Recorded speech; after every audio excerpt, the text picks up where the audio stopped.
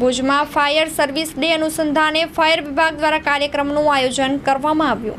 મારું નામ સચિન પરમાર છે, station fire officer Bhuj.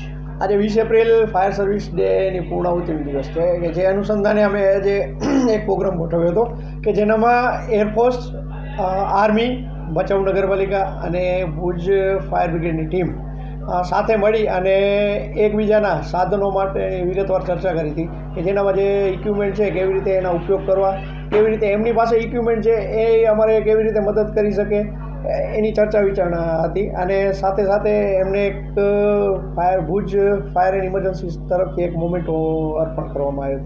14 April 1944માં Mumbai ડોકયાર્ડની અંદર જે 66 ફાયરમેનો શહીદ વરી હતી કે જે અનુસંધાને નેશનલ ફાયર સર્વિસ વીક તરીકે ઉજવવામાં આવે છે કે જેના અંતર્ગત 14 એપ્રિલથી 20 એપ્રિલ ફાયર સર્વિસ વીક તરીકે આપણે ઉજવીએ છીએ, જેનામાં અલગ અલગ જગ્યાએ જઈ અને ફાયર અવેરનેસના પ્રોગ્રામો કરીએ છીએ.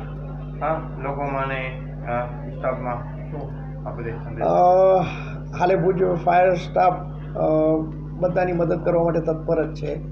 કોઈ પણ જગ્યાએ આગ લાગે રેસ્ક્યુ કામગીરી કરવા માટે.